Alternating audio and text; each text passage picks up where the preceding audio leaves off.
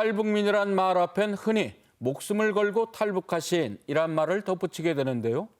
이렇게 어렵게 넘어오신 분들의 우리 땅 정착기를 듣다가 보면은 대개 가슴이 먹먹해지는 사연들이 있습니다. 네, 이런 사연을 가진 여성 탈북민, 영농인 한 분을 오늘 소개해드리려고 하는데요. 이하영 리포터가 이분 만나러 멀리 김제까지 다녀오셨다고요? 네, 오늘의 주인공은 전북 김제에서 한우를 키우는 축산 영농인 이순실 씨입니다. 이 축사에 가보니까요, 120여 마리나 되는 소들을 키우면서 정말 눈코 뜰 새 없이 바쁜 일상을 보내고 계셨습니다. 네, 소가 이렇게 많으면은 분홍 소리를 들을 법도 한데요. 어려움도 많았겠어요. 네, 탈북민이기 때문에 겪어야 했던 외로움도 있었고요. 또 경제적인 어려움도 많았다고 합니다. 그래도 든든히 곁을 지켜주는 남편분과 함께 이 어려움들을 이겨내고 있었는데요. 이순실 씨의 도전과 꿈 이야기 지금부터 들려드리겠습니다. 동이 트기 전 깜깜한 새벽녘.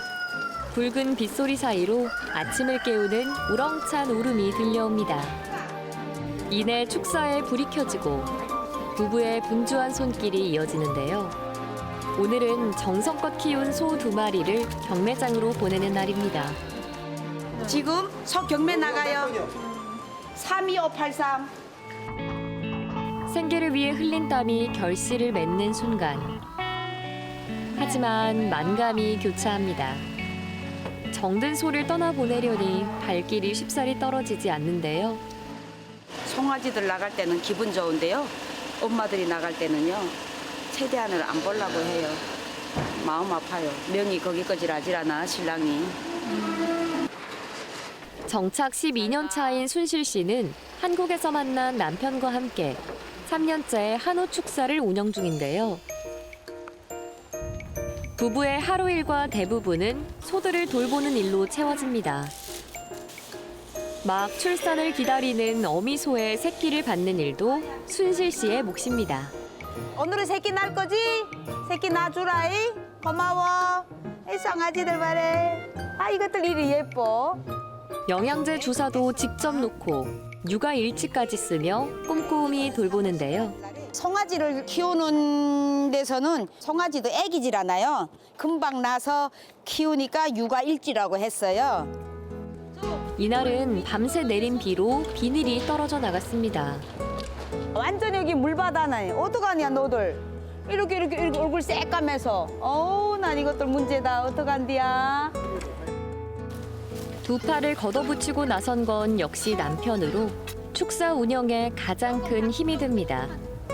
이렇게 1년 365일 붙어 지낸다는 부부는 말하지 않아도 척하면 척, 미운정 고운정을 쌓아가고 있습니다.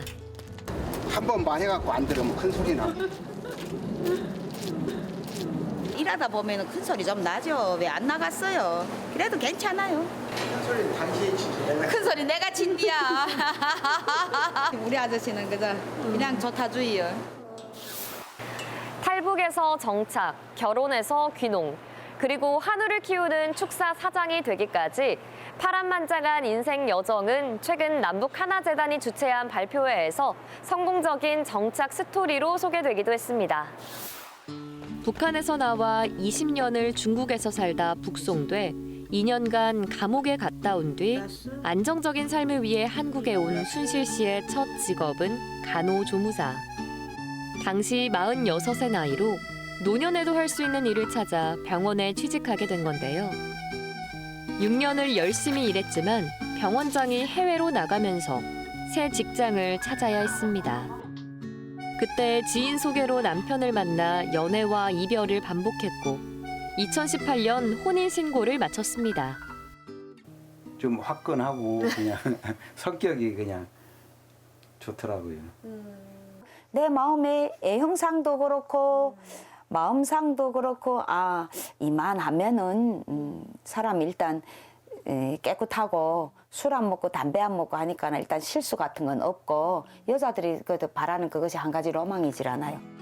젊은 시절 아버지와 함께 젖소를 키운 경험이 있는 남편은 아내에게 목축업 얘기를 꺼냈고 그렇게 순실 씨 부부는 연고지가 아니지만 축산업이 발달한 전북 김제에 정착하게 됐습니다. 딸을 믿고 따라오는 게 이제 고마운 점이지요. 뭐 가진 것도 없고 뭐 특별하게 뭐 해준 것도 없는데 그래도 믿고 따라오니까. 열심히 일한 만큼 조금씩 성과도 보이고 축사 내 자신감이 붙게 됐다고 하는데요. 내 밥 먹으니까 아침에 조금 늦어도 누기 큰 소리 하는 사람 먹고 누기 지혜를 안 받질 않아요. 그러니까 그것이 좋은 거예요. 하지만 시행착오는 피할 수 없었습니다. 탈북민이 연고지도 아닌 낯선 곳에서 경험 없이 시작한다는 건 쉬운 일이 아닐 텐데요. 실제로 현장에 와서 이야기를 들어보니 그동안 우여곡절이 참 많았다고 합니다. 부부가 애지중지 키운 소를 내보내게 된 건 올해가 처음입니다. 송아지가 다 자랄 때까지 꼬박 3년을 기다린 끝에 이제 막 수입이 생기기 시작한 건데요. 워낙 사업 미천이 없다 보니 남북 하나재단에서 종잣돈을 받았고 여기에 대출까지 받아 지금껏 근근히 꾸려온 겁니다. 소들이 병에 걸리진 않을까, 한우 가격이 폭락하진 않을까. 부부의 근심은 여느 한우 농가와 같습니다. 돈 생각 않고 야들만 그냥 키라고 하면은 아무 생각 없이 키라고 하면 좋겠는데 돈이 연관된 게 수입이 많이 나면은 괜찮은데 지금은 수익이 안 난 게도. 인건비를 아끼기 위해 부부 둘이 소를 키우다 보니 하루 24시간이 모자랄 정도인데요. 힘들다고 느끼시거나 이런 적은 없으세요? 힘들죠. 그래도 내일이니까 내가 무조건 해야 된다는 그 의지길래 지금도 이러고는 해요. 어떨 땐 싫어요. 허리가 너무 아프시죠? 싫을 때도 있죠. 허리 아파요. 허리 아파서 근육 유한제도 맞아요. 주사 맞아가면서 해요. 긍정적인 순실 씨지만 탈북민이라는 점은 낯선 곳에 적응하는 데 걸림돌이 됐습니다. 그럴 때마다 찾아오는 감정은 바로 외로움입니다. 내가 부모 없고 형제 없고 돈은 없고 옆에서 내가 배울 수 있는 공간도 아직 마련이 안 됐고 내 능력껏 잘 할 수도 없고 누기 막 지원해 주면서 응원해 주는 사람도 적고 하니까 그것이 많이 힘들어요. 여기에 가끔씩 접하는 탈북민 사망 소식은 순실 씨의 마음을 힘들게 합니다. 고양이 같은 북한 분들이질 않아요. 진짜 명복을 빌죠. 좀 아까워요. 살려고 왔는데 여기서 그 귀한 목숨을 끊는다는 것이 그 사람으로서는 얼마나 진짜 말로 표현 못했으면 그 길까지 선택했을까 싶어요. 탈북민이면 처할 수 있는 이런 어렵고 힘든 상황을 견딜 수 있는 방법은 뭘까요? 조금만 문 두드렸으면은 손을 내밀었으면은 이렇게까지 됐을까 하는 생각이 들어요. 안 그럴까요? 오늘도 당찬 마음가짐의 3년차 한우 축사 사장 순실 씨는 이렇게 우리의 소중한 이웃이 되고 있습니다. 그리고 미래에는 치유 농원을 만들어 힘든 사람들과 소통하고 싶다는 순실 씨.